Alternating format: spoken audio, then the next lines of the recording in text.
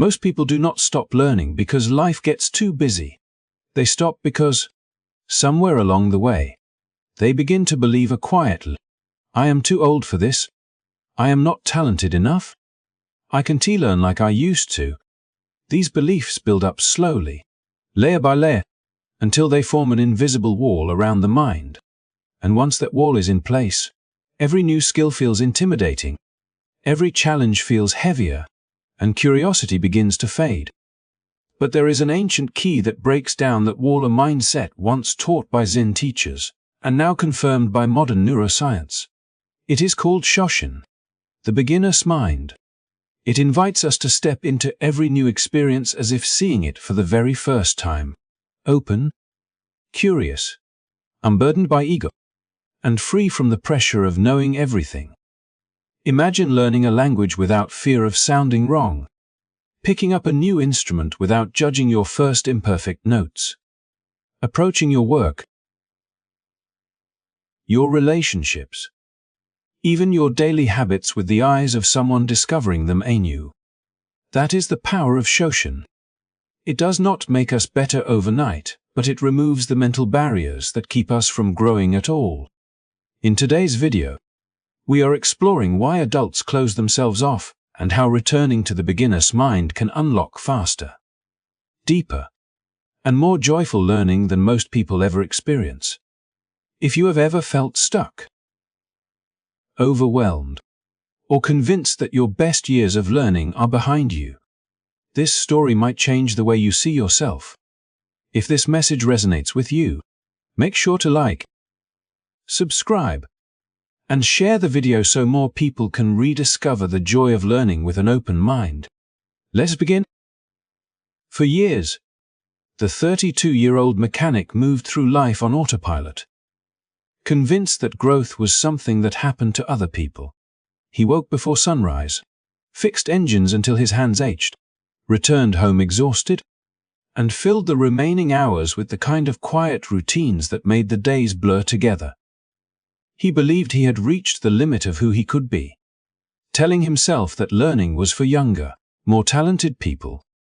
Even when he felt a faint pull towards something more, an interest in electrical engineering, a curiosity about how modern diagnostic systems worked, he dismissed it with the habitual certainty of someone who had stopped expecting change.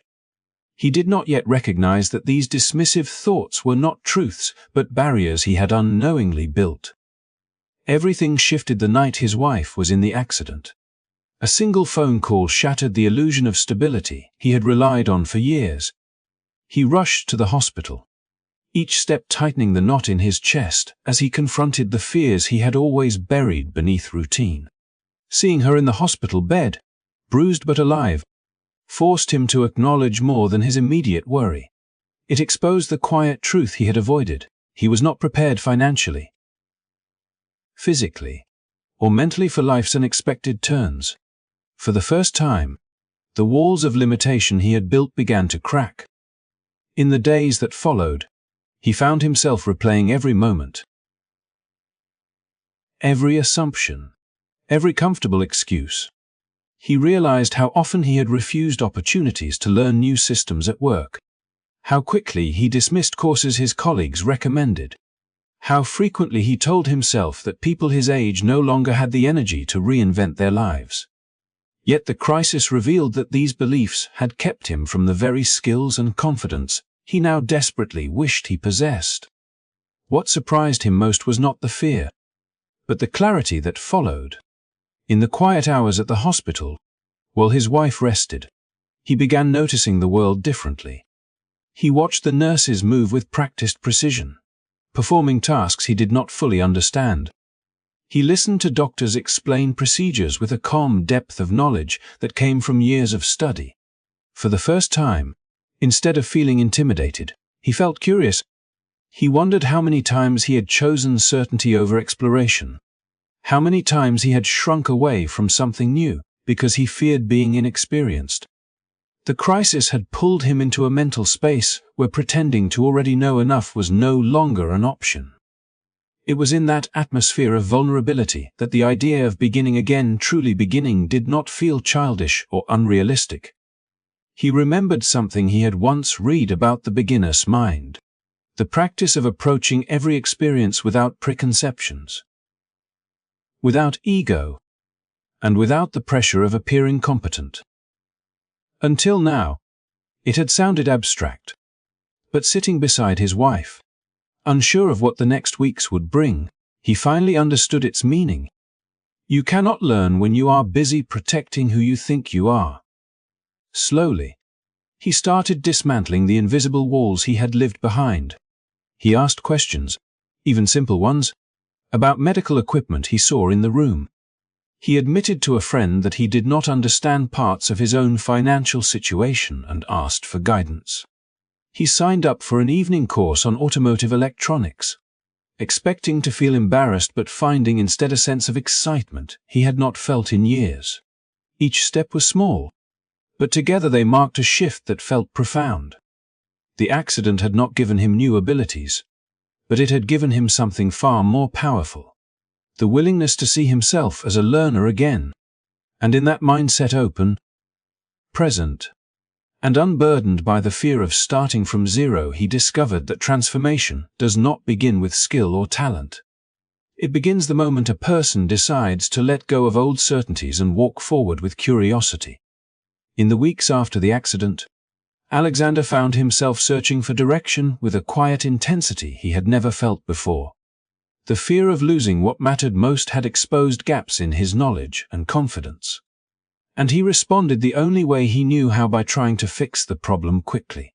He poured money into online courses that promised rapid mastery, programs claiming to transform anyone into an expert in record time, and tutorials filled with shortcuts that glossed over the very foundations he needed.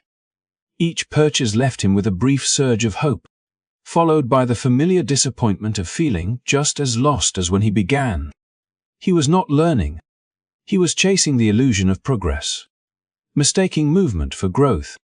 But he could not understand why nothing stuck, why every lesson felt fragmented, why his motivation faded the moment he encountered something unfamiliar or challenging. One night, after yet another ineffective course left him frustrated, he sat at the kitchen table while his wife slept in the next room, scrolling through videos with no real intention until a thumbnail caught his eye. It mentioned 3 Japanese philosophies: Shoshin, Shuhari, and Do. He clicked on it without expecting much, but within minutes he felt an unfamiliar sense of recognition.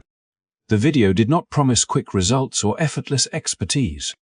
Instead, it spoke of learning as a path that began with humility, grew through discipline, and matured into something integrated into a person's very way of being. It was the first time he had encountered ideas that explained not just how to learn, but why he had been unable to grow for so long. Shoshin, the beginner's mind, reminded him of the clarity he had felt during those nights in the hospital the moment he realized he did not need to pretend to know everything. It validated the vulnerability that had opened him up to curiosity again. In that mindset, he understood that knowledge was not something he had to defend. It was something he could seek without shame. It allowed him to release the internal pressure that had kept him clinging to old habits simply because they were familiar. Shoshin showed him that starting from zero was not a weakness but a strength, the necessary doorway to every meaningful transformation. Then came Shuhari, a concept that explained the journey of mastery through 3 stages: obey the fundamental forms, break from them, and finally transcend them. Hearing it articulated so clearly made him realize that his failures did not come from laziness or a lack of talent, but from skipping the first step entirely. He had been trying to break and innovate without ever learning the foundational skills deeply enough to rely on them. He saw the pattern reflected everywhere at work, where he improvised repairs instead of studying advanced systems; in his personal finances, where he avoided learning the basics and hoped instinct would be enough; even in the courses he purchased, searching for advanced techniques before mastering the core principles. Shuhari offered him a structure, a path he could follow with patience instead of panic. Finally, he encountered Do, the way of philosophy that viewed learning not as a temporary project, but as a continuous journey, resonated with him in a way he had not expected. It suggested that growth was not something to rush through or check off a list, but something woven into daily actions, choices, and habits. He found comfort in the idea that he did not need to transform overnight. The path was long, and that was precisely what made it meaningful.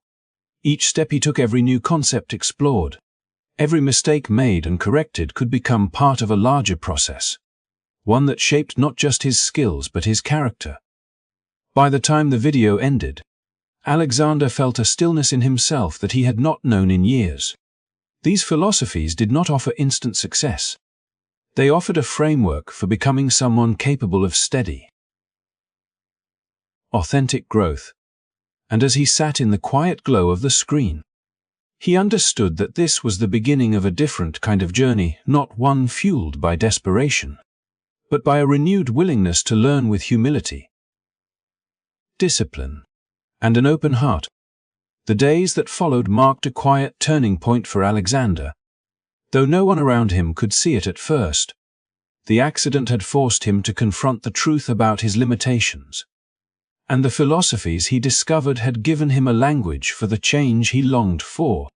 But real transformation, he realized, was not born in dramatic gestures or sudden breakthroughs.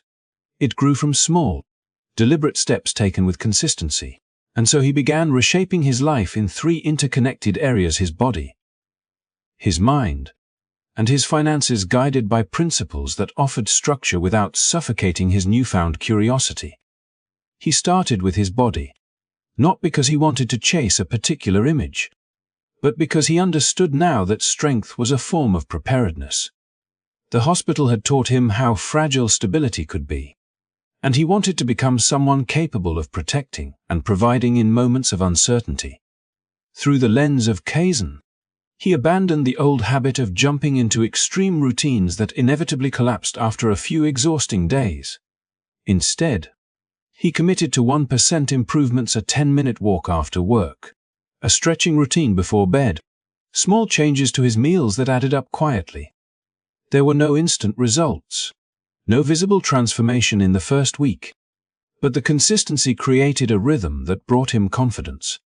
And as his energy slowly grew, he felt his sense of capability grow with it. His mind became the second area he approached with intention. Inspired by Shuhari, he treated learning as a progression rather than a race. Instead of chasing advanced topics, he allowed himself to follow the basics with patience. He revisited foundational concepts in automotive electronics, this time without rushing or pretending to understand what he did not. He took notes, asked questions, and embraced the discomfort that had once pushed him to quit. As weeks passed, he noticed subtle shifts: diagnostics that once confused him began to make sense. Patterns emerged where he used to see chaos, and each small breakthrough felt more rewarding than anything he had gained from the shortcut-driven courses he once bought. He understood now that mastery was not about speed but depth, and that every expert had once stood exactly where he stood, taking slow steps towards something larger. The third transformation took place in his finances, an area he had long avoided confronting. Money had always been something he reacted to rather than planned for, a source of stress that he coped with by ignoring rather than understanding. But ikigai pushed him to reconsider his relationship with purpose and value. If he wanted to build a stable life for his family, he needed clarity, not avoidance. He began tracking small expenses, learning basic budgeting, and setting aside amounts so small he once would have dismissed them as pointless. Yet Kaizen revealed that these tiny contributions, consistently made, created momentum. The financial anxiety that once pressed on him with silent weight began to loosen, replaced by a sense of direction he had never felt before. What tied all three areas together was the invisible nature of the progress. For weeks, nothing seemed different on the surface. His coworkers still saw the same mechanic. His friends still assumed he lived with the same routines. and even his wife, recovering steadily, did not immediately notice the shifts within him. But inside, the changes were compounding like quiet echoes. Every small action strengthened the next. Every little improvement opened the door to another. And though the transformation had no dramatic beginning, it carried a steady force that grew stronger with each day.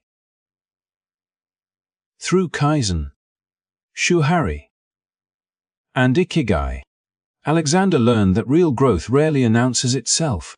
It moves quietly, shaping habits, reshaping identity, and building a foundation strong enough to carry a life forward. And in that steady process, he found not only progress, but purpose. As Alexander continued his quiet, deliberate path of improvement, the foundation he had been building in his body, mind, and finances began to open new possibilities he had never considered before. What started as a simple effort to regain control of his life gradually evolved into a deeper desire to create something meaningful.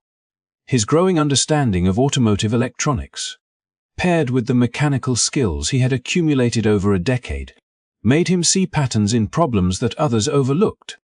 He noticed that many car owners struggled to find reliable custom components, especially for models that were older or modified.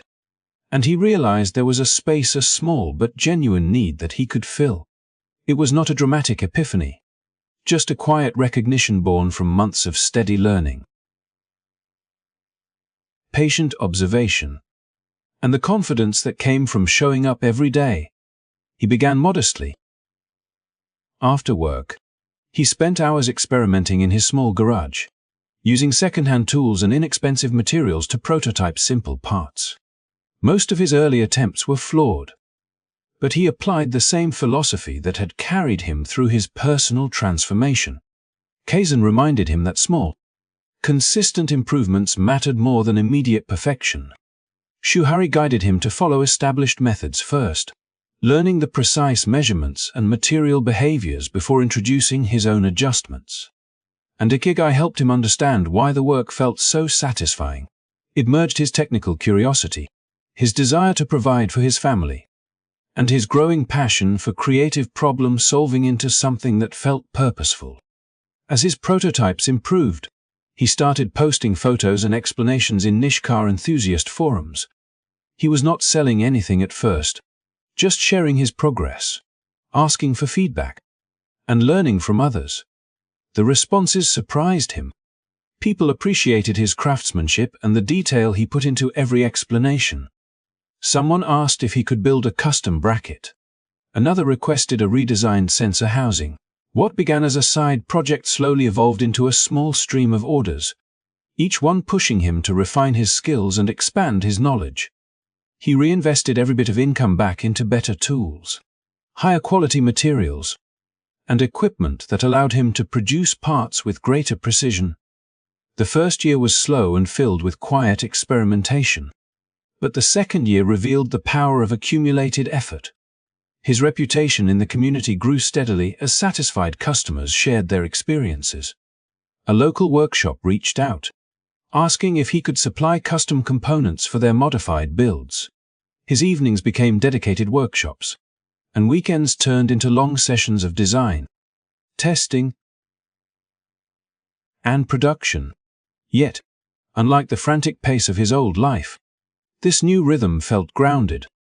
Each step forward was supported by the habits he had built, the physical discipline that kept his energy strong, the mental clarity he honed through patient study, and the financial stability he gained from consistent budgeting. By the end of 2 years, Alexander's world looked profoundly different. His small workshop had grown into a dependable side business that provided steady income, enough to pay off debts and build savings for the first time in his life.